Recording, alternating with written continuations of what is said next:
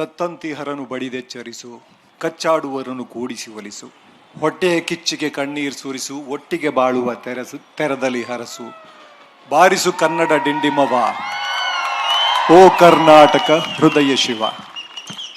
ಇದು ನಮ್ಮ ರಾಷ್ಟ್ರಕವಿ ಕುವೆಂಪುರವರ ಸಾಲುಗಳು. ಇದರಲ್ಲಿರೋ ಆ ಹೃದಯ ಶಿವ ಅದೇ ಕಲೆ. ಇದು ಕವಿಯ ಕಲೆಯ ಆಶಯ. ನನ್ನ ಮಟ್ಟಿಗೆ ಜನರ ದನಿಯಾಗದ ಕಲೆ ಸಂಪೂರ್ಣವಲ್ಲ, ಅರ್ಥಪೂರ್ಣವಲ್ಲ. ಸರ್ವ ಜನಾಂಗದ ಶಾಂತಿಯ ತೋಟ. ಈ ಸಾಲು 10 ಹಲವು ನಾಡುಗಳು, 10 ಹಲವು ಸಂಸ್ಕೃತಿಗಳು, ಭಾಷೆಗಳಿಂದ ಬಂದು ಆ ಎಲ್ಲ ಸಂಸ್ಕೃತಿಗಳ ಸಿನಿಮಾಗಳು ಬಂದಿಲ್ಲಿ ಒಂದು ಸೇರಿ ಆಚರಿಸ್ತಿರೋ ಈ ಹಬ್ಬದ ಆಶಯವನ್ನು ಹೇಳ್ತವೆ. ಹಾಗಾಗಿ ಇದು ನಮ್ಮ ರಾಷ್ಟ್ರಕವಿ ಕುವೆಂಪುರವರ ಹಾಗೂ ಇವನಾರವ ಇವನಾರವ ಇವನಾರವನೆಂದೆಣಿಸದಿರಯ್ಯ, ಇವ ನಮ್ಮವನೆಂದೆಣಿಸಯ್ಯ, ನಮ್ಮ ಮನೆಯ ಮಗನೆಂದೆಣಿಸಯ್ಯ ಅಂತ ಎಲ್ಲರನ್ನೂ ಬರಮಾಡಿಕೊಂಡ, ಎಲ್ಲರನ್ನೂ ನಮ್ಮವರನ್ನಾಗಿಸ್ಕೊಂಡ ನಮ್ಮ ಸಾಂಸ್ಕೃತಿಕ ನಾಯಕ ಬಸವಣ್ಣ. ಇವರಿಬ್ಬರೂ ಪ್ರತಿಪಾದಿಸಿಕೊಂಡು ಬಂದಂತಹ ವಿಚಾರ ಮತ್ತು ಮೌಲ್ಯಗಳನ್ನು ಪ್ರತಿಬಿಂಬಿಸುವಂತಹ, ಕಾಯಕಕ್ಕಿಳಿಸುವಂತಹ, ಸಂಭ್ರಮಿಸುವ, ಜಗತ್ತಿಗೆ ಹರಡುವ ಹಬ್ಬ. ಸರ್ವ ಜನಾಂಗದ ಶಾಂತಿಯ ತೋಟ. ಈ ತಲೆಬರಹದ ಈ ಶೀರ್ಷಿಕೆಯ ಅವಶ್ಯಕತೆ ಏನಿತ್ತು? ಈ ಸಂವಿಧಾನದ ಆಶಯಕ್ಕೆ, ಈ ಸಂವಿಧಾನಿಕ ಆಶಯಕ್ಕೆ ಒದಗಿರುವಂತಹ ತೊಡಕುಗಳೇನು? ಇದಕ್ಕೆ ಸಿನಿಮಾ ಅಥವಾ ಚಿತ್ರೋತ್ಸವನೇ ಈ ಶೀರ್ಷಿಕೆಗೆ ಯಾಕೆ ಬೇಕಾಗಿತ್ತು? ಚಿತ್ರರಂಗದ ಮೇಲೆ ಇದರ ಪರಿಣಾಮ ಏನು? ಇದರ ಭವಿಷ್ಯ ಏನು? ಇವುಗಳ ಬಗ್ಗೆ ನನ್ನ ಒಂದೆರಡು ಅನಿಸಿಕೆಗಳನ್ನು ನಿಮ್ಮ ಒಡನೆ ಹಂಚಿಕೊಳ್ತಾ ಇದ್ದೀನಿ. ಇಷ್ಟು ವೈವಿಧ್ಯತೆಗಳ ನಡುವೇನೂ ಸಕಲ ಜೀವಗಳು ಸೌಹಾರ್ದ, ಶಾಂತಿ ಮತ್ತು ಪ್ರೀತಿಯಿಂದ ಬದುಕುವಂಥ ಎಷ್ಟು ಉದಾಹರಣೆಗಳು ನಮಗೆ ಕಾಣಿಸ್ತವೆ. ಕೇವಲ ಬೆರಳೆಣಿಕೆಯಷ್ಟು ಅಷ್ಟೇ. ಅಂಥ ಕೆಲವು ಉದಾಹರಣೆಗಳಲ್ಲಿ ನಮ್ಮ ನಾಡು ಸಹ ಒಂದು.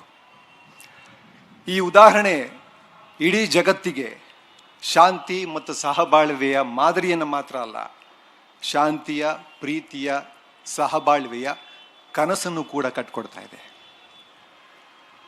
ಇದರಲ್ಲಿ ಈ ಆಚರಣೆ ಎಷ್ಟು ಮುಖ್ಯವೋ ಅದರ ಮೂಲ ಮೌಲ್ಯವನ್ನು ಎತ್ತಿ ಹಿಡಿದು ಜನರಿಗೆ ತಿಳಿಯಪಡಿಸೋದು ಅಷ್ಟೇ ಮುಖ್ಯ.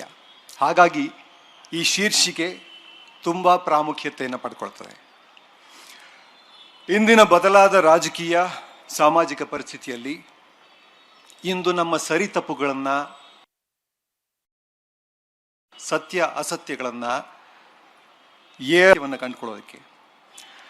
ಆದರೆ ವಚನ ಚಳುವಳಿಕಾರರು ಅರಮನೆಯ ಜೀತದಿಂದ ಜನರ ಮಧ್ಯೆ ತಂದಂತಹ ಈ ಸಾಹಿತ್ಯ ಮತ್ತು ಕಲೆಯನ್ನು ಕಳೆದ ವರ್ಷಗಳಲ್ಲಿ ನಾವು ಮತ್ತೆ ಅರಮನೆಯ ಬಂದಿಯನ್ನಾಗಿಸುವಂತಹ ಕೆಲಸ ನಡೀತಾ ಇರೋದನ್ನು ನಾವು ಕಾಣಬಹುದು. ಪಟ್ಟಭದ್ರ ಹಿತಾಸಕ್ತಿಗಳು ಒಂದು ಕಡೆ ಪ್ರಜಾಪ್ರಭುತ್ವದ ಎಲ್ಲ ಸ್ತಂಭಗಳನ್ನು ತನ್ನ ಹಿಡಿತಕ್ಕೆ ತಂದಿಟ್ಕೊಂಡು ಅವುಗಳ ಮೂಲ ಸಂವಿಧಾನಿಕ ಉದ್ದೇಶವನ್ನು, ಸಮಾಜದ ಸ್ವಾಸ್ಥ್ಯವನ್ನು ನಾಶ ಮಾಡುವ ದಬ್ಬಾಳಿಕೆಯ ರಾಜಕಾರಣ ಮಾಡ್ತಾ ಇರುವಾಗ, ಇನ್ನೊಂದೆಡೆ ಪ್ರಾಪಗಂಡಾ ಸಿನಿಮಾಗಳ ಮೂಲಕ ಇತಿಹಾಸವನ್ನು ತಿರುಚುವಂತಹ, ಸುಳ್ಳನ್ನು ಹರಡುವಂತಹ, ದ್ವೇಷವನ್ನು ಹರಡಿ ಅದರ ಲಾಭ ಪಡೆಯುವಂತಹ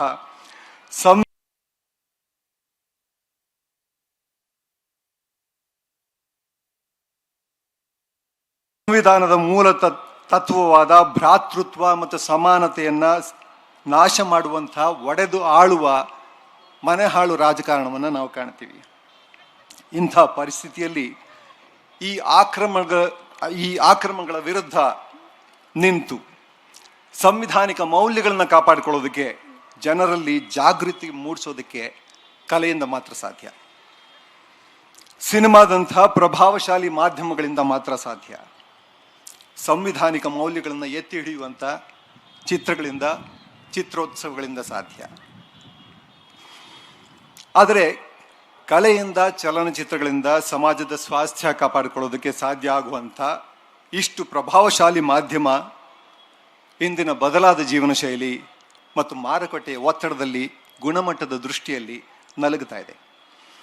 ಇದು ಜನರ ಮಾಧ್ಯಮ ಆಗಿರೋದ್ರಿಂದ ಇದಕ್ಕೆ ಉತ್ತರ ಕೂಡ ಜನರಲ್ಲೇ ಇದೆ. ಪ್ರೇಕ್ಷಕ ಜಾಗೃತನಾದರೆ ಇವೆಲ್ಲವನ್ನು ಸರಿಪಡಿಸೋದಕ್ಕೆ ಸಾಧ್ಯ. ಒಂಥರ ಇದನ್ನು ನಾವು ಡಿಮಾಂಡ್ ಮತ್ತು ಸಪ್ಲೈ ಲಾಜಿಕ್ ಅಪ್ಲೈ ಮಾಡಿದ್ರೆ, ಜಾಗೃತ ಪ್ರೇಕ್ಷಕ ಸಿನಿಮಾವನ್ನು ಅರ್ಥಪೂರ್ಣಗೊಳಿಸಲು ಸಾಧ್ಯ. ಗ್ರಾಹಕ ಎಚ್ಚೆತ್ಕೊಂಡ್ರೆ, ಪ್ರೇಕ್ಷಕನನ್ನು ನಾವು ಗ್ರಾಹಕ ಅಂತ ಕನ್ಸಿಡರ್ ಮಾಡಿದ್ರೆ, ಗ್ರಾಹಕ ಎಚ್ಚೆತ್ಕೊಂಡ್ರೆ ಉತ್ಪಾದನೆಯ ಗುಣಮಟ್ಟ ಕೂಡ ಸುಧಾರಣೆ ಆಗೋ ಸಾಧ್ಯತೆ ಹೆಚ್ಚು. ಹಾಗಾದರೆ ಈ ಕೆಲಸ ಯಾರು ಹೇಗೆ ಮಾಡೋದು? ವಯಸ್ಕ ಪ್ರೇಕ್ಷಕನನ್ನು ಜಾಗೃತಗೊಳಿಸೋದಕ್ಕೆ ಸಿನಿಮಾಗಳೇ ಕೆಲಸ ಮಾಡಬೇಕಾಗತ್ತೆ. ಸಿನಿಮಾ ಅಂಥ ಒಂದು ಕೆಲಸ ಮಾಡೋದಕ್ಕೆ ಅತಿ ಪ್ರಭಾವಶಾಲಿ ಮಾಧ್ಯಮ ಕೂಡ. ಆದರೆ ನಾವು ನಾಳಿನ ಆಲೋಚನೆ ಮಾಡೋದಾದರೆ, ಮಕ್ಕಳಲ್ಲಿ ಕಲಾಸಕ್ತಿ, ಕಲಾಭಿರುಚಿ ಮತ್ತು ಸಿನಿಮಾಗಳನ್ನು ನೋಡುವ, ವಿಶ್ಲೇಷಿಸುವ, ಸ್ವತಂತ್ರವಾಗಿ ಅರ್ಥೈಸುವ ವಿಧಾನಗಳನ್ನು ಪಠ್ಯದ ಮೂಲಕ, ಪಠ್ಯದಲ್ಲಿ ಒಳಗೊಳ್ಳುವ ಮೂಲಕ ಮಕ್ಕಳಲ್ಲಿ ಈ ಸಂವೇದನಾಶೀಲತೆಯನ್ನು ತರಲಿಕ್ಕೆ ಸಾಧ್ಯ ಆಗತ್ತೆ. ಹಾಗಾಗಿ ಈ ಚಿತ್ರೋತ್ಸವಕ್ಕೆ ಕೆಲಸ ಮಾಡಿದಂಥ ಸಿನಿಮಾಗೆ ಸಂಬಂಧಪಟ್ಟ ಸಂಘ ಸಂಸ್ಥೆಗಳಲ್ಲಿ ಮತ್ತು ನಮ್ಮ ಘನ ಸರ್ಕಾರದಲ್ಲಿ ನಾನು ಮನವಿ ಮಾಡಿಕೊಳ್ಳೋದೇನೆಂದರೆ, ಈ ನನ್ನ ವಿನಮ್ರ ವಿನಂತಿಯನ್ನು ಪರಿಗಣನೆಗೆ ತೆಗೆದುಕೊಳ್ಳಬೇಕು. ನಮ್ಮ ಪ್ರಾಥಮಿಕ ಶಾಲೆಯಿಂದನೂ ಶಾಲಾ ಪಠ್ಯಗಳಲ್ಲಿ ಸಿನಿಮಾವನ್ನು ಒಂದು ವಿಷಯವಾಗಿ ಸೇರಿಸಬೇಕು. ಸಿನಿಮಾ ಅಪ್ರಿಸಿಯೇಷನ್ ಒಂದು ಕೋರ್ಸ್ನ ಶುರು ಮಾಡಬೇಕು ಅನ್ನೋದು ನನ್ನ ಕಳಕಳಿಗೆ ಮನವಿ. ಈ ನನ್ನ ವಿನಮ್ರ ವಿನಂತಿಯೊಂದಿಗೆ ನನ್ನ ಮಾತುಗಳನ್ನು ಮುಗಿಸ್ತೇನೆ. ಎಲ್ರಿಗೂ ಧನ್ಯವಾದ.